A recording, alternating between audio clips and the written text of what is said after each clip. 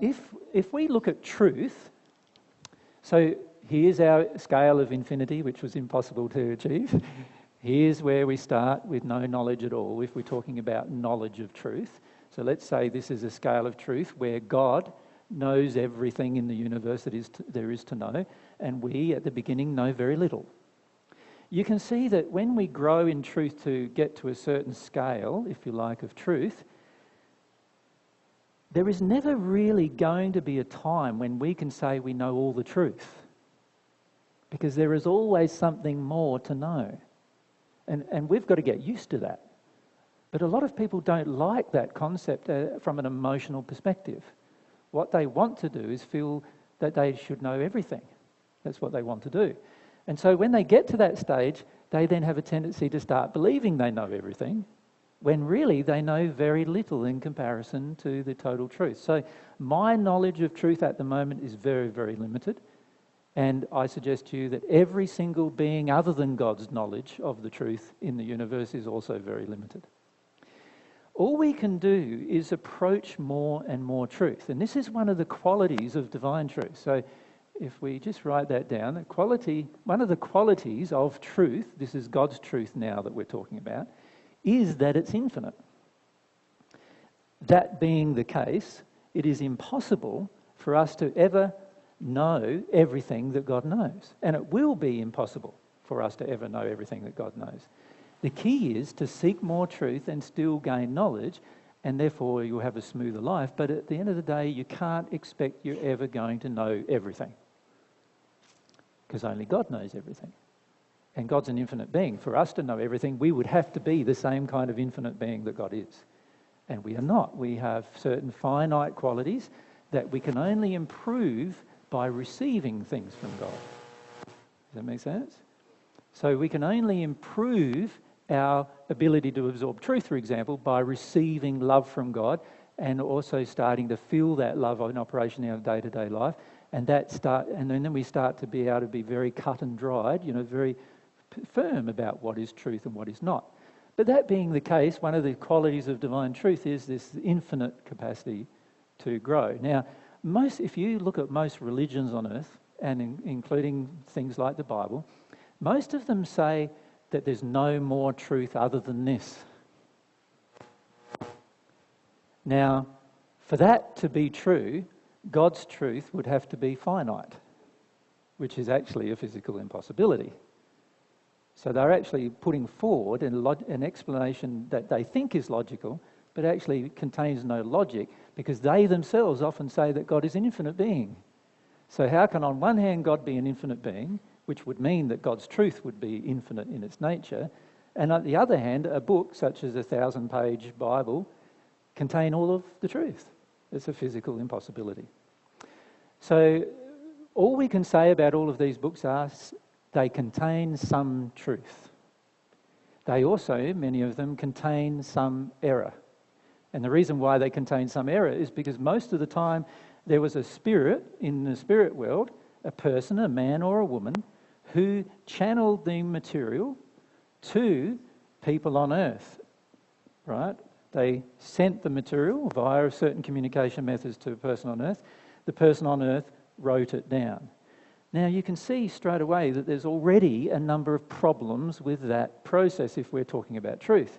Firstly, if these people believe they know all the truth, they're wrong, because it's impossible to know all the truth.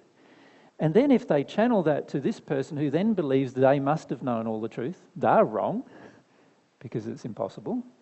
And then this person would have their own emotional inflection, their own ideas, concepts about truth. So this person then starts to have certain beliefs modifying what was channeled. And so the end book, if you like, so if we look at it as a book with written words written down in the end, that end product is going to be a combination of a whole series of erroneous beliefs right from the beginning, along with some ideas that these people have found at this level to be truth. It'll be a mixture. And the problem we have on earth is determining which bit was right and which bit was wrong. Right? And that's always going to be our difficulty. Now, if we analyse it through the qualities of truth, what are the qualities of God's truth, we'll eventually determine what is right and what is wrong. May I ask one more question before I pass on the mic? Sure. This is more on a personal level. But Well, before you do, can I just say a bit more about these qualities of divine truth? Absolutely. Myself and Mary have just done a series of frequently asked questions about the qualities of divine truth. And we're just loading them up on the internet now. I just did a heap yesterday. And my suggestion to people is if you want to find out what is true, the better thing to do first is to find out what are the qualities or attributes of truth. What will determine whether it's true or not first. Now, in these discussions that we've given, we've listed 14 different attributes and qualities. They're not a limitation. They're not limited. There's more than that. But there are 14 quite strong attributes and qualities of God's truth. And when you understand them, you will find truth very easy to find when it's presented to you. You will also find that the majority of things presented to you are not true as a result of looking at those qualities and comparing what you hear with those qualities. So if somebody comes up to you and says, look, I'm telling you the truth. You've got to do this, and if you don't do this, you're going to end up in hell, right? If you don't do something. Now, there might be some truth in what they're saying. You don't know at that point, right?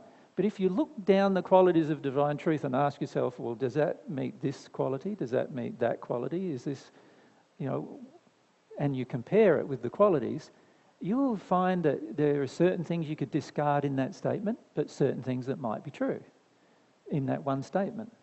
Then if somebody says to you, look, something like they present a belief system to you. So many Christians will present a belief system to you that says something like this. If you don't believe in Jesus' blood, you are going to be in hell for the rest of your existence after you pass. You've got to accept the blood of Jesus to be saved. Right? Now, around 70%, I think it is, of your country claim to be Christian, of that faith. So that means 70%, whether they are militant about it or generalised about it, 70% basically have that concept about what saves you. If you look at the qualities of divine truth and compare it with that statement, you will find the statement itself cannot be true. Right? And it's just a matter of comparing it with the qualities of divine truth to find out whether certain statements can be true or can't be true. So my suggestion is have a look at those qualities. They're listed on the frequently asked questions channel. At the moment, I think I've got the first 7 listed on the channel. And it would be very helpful for you to be able to find out when you hear things and when you engage processes, how do you know it's true or not? And this will help you a lot in determining how you know it's true. Does that make sense?